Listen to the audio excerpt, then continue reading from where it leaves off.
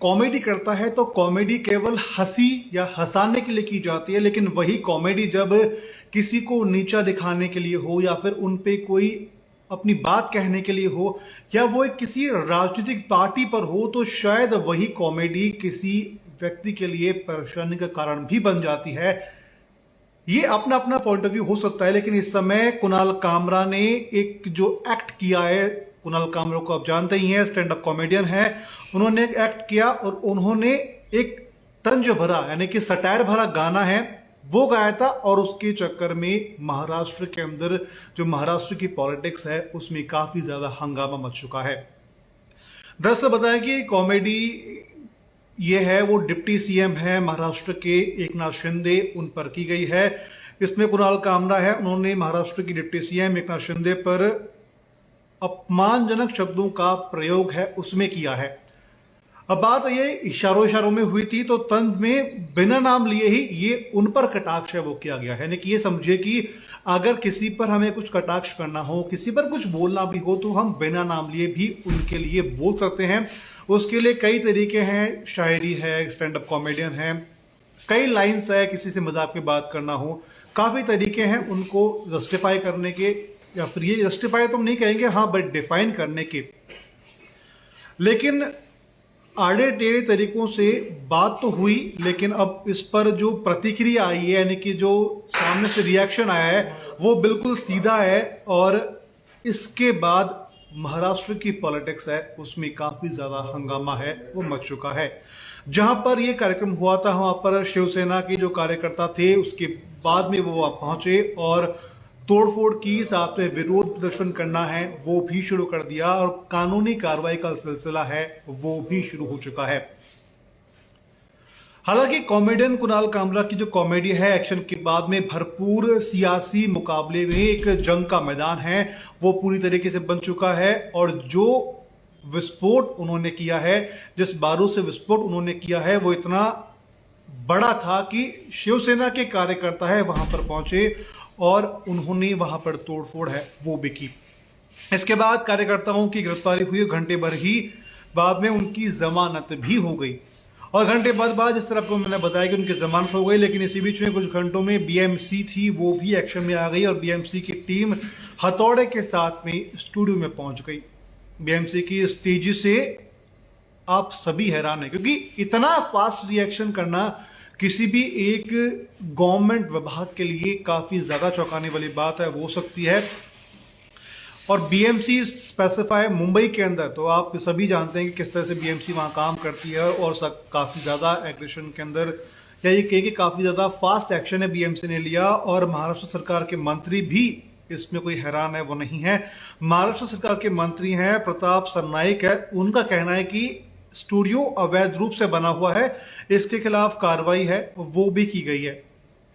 हालांकि कुणाल कामरा को आप पहले से जानते हैं, काफी ज्यादा विवादों में वो रहे हैं, लेकिन इस बार अपने 2.5 मिनट के स्टैंड अप पीस में उन्होंने अब इशारों में डिप्टी सीएम एकनाथ शिंदे पर निशाना साधा, जिससे राजनीति जी वो काफी ज्यादा महाराष्ट्र की गर्मा गई। और जल्द ही कार्यकर्ताओं का जो गुस्सा था, आप सबने तमाम वीडियो में देखा है, वो साफ तौर पर देखने को मिला। इसके बाद मुंबई निगम है, उन्होंने भी जितनी ज्यादा एक्शन किया है वो भी काफी ज्यादा हैरान करने वाला है। शिकायत करने वाले ने कि एमआईडीसी पुलिस थाने में कामरा के खिलाफ केस भी दर्ज हुआ है, और शिकायत करने वाले शिवसेना विधायक मुरजी पटेल है, उनका कहना है कि माफी नहीं मांगेंगे तो कुणाल कामरा का मुंह काला कर देंगे।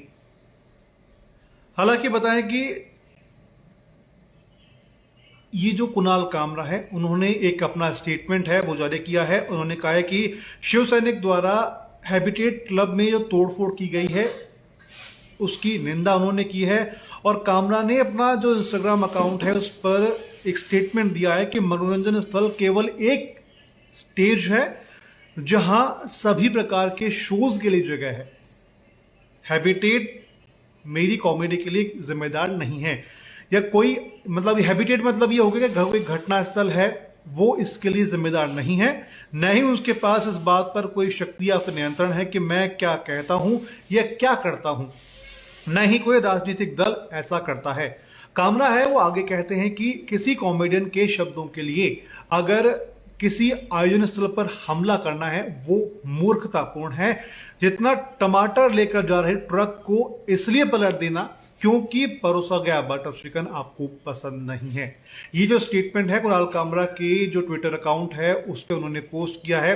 हालांकि कामरा के खिलाफ में कानूनी कार्रवाई है वो भी शुरू कर दी है। सियासत में व्यंग और तंज जो होते हैं वो काफी ज्यादा एग्रेशन दिलाने वाला भी हो सकता है, लेकिन इस बार टिप्पणी है जो की है वो काफी ज्यादा एक्स्ट्रा हार्ज भी हो चुकी है, बहुत ज्यादा आगे बढ़ चुकी है।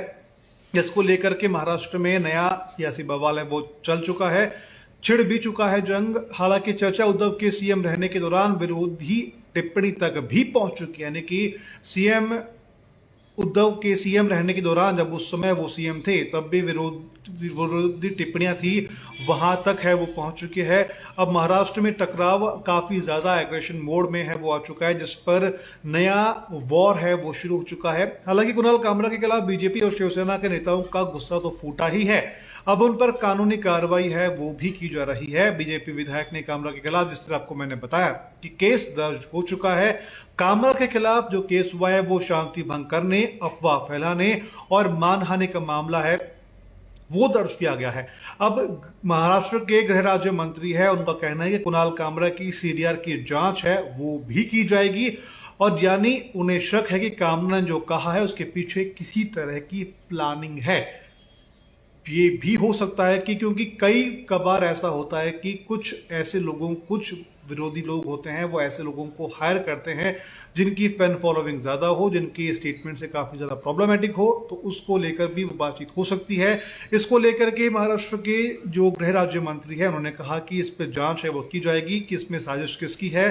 साथ ही इस हंगामे के बाद महाराष्ट्र सरकार की ओर से भी कामरा पर सख्ती का संकेत दिया गया है, क्योंकि कामरा पर मचे सियासी कोहराम के बीच में महाराष्ट्र के जो गृह मंत्री हैं योगेश कदम ने ये साफ तौर पर क्लियर कर दिया है कि कुणाल कामरा के मोबाइल में सीडीआर की जांच होगी, जिससे ये पता चलेगा कि आखिर किस किस ने कुणाल कामरा को कॉल किया है। क्या शो में कुणाल कामरा के जिस तरह की टिप्पणी की है उसके पीछे किसी की साजिश है या फिर नहीं, यानी कि ये पूरी जांच है। अब सरकार एक्शन में लेगी। हालांकि इस दिन कुछ दिन पहले रणदीप इलाहाबादिया था, उनका स्टेटमेंट है वायरल हुआ था। उनके स्टेटमेंट के बाद आप सभी को पता है कि देश में क्या हुआ था, और इस समय एक स्टेटमेंट ऐसा है जिसमें महाराणा सांगा को लेकर के सपा सांसद ने स्टेटमेंट दिया है। हम जल्द ही, राजस्थान में उनकी समाधि है, बसवा में उनकी समाधि स्थित है। अब बसवा के अंदर उनकी समाधि के हालात कैसे हैं, किस तरह से वो बनी हुई है, क्या वहां पर सरकार की ओर से सहूलियतें वो दी जा रही है। जो राजपूत समाज महाराणा सांगा को लेकर के, उनके ऊपर दिए विवादित बयान को लेकर के इतना विरोध कर रहा है, वो राजपूत समाज आखिर उनकी समाधि का कितना सम्मान करता है, क्या वहां के हालात होंगे, वो तमाम जानकारी है हम आपको देंगे। इसके लिए पंजाब केसरी पर आप लगातार बने रहिएगा और जल्द ही आपको पूरी जानकारी है दी जाएगी। लेकिन तब तक के लिए आप मुझे दीजिए इजाजत। नमस्कार।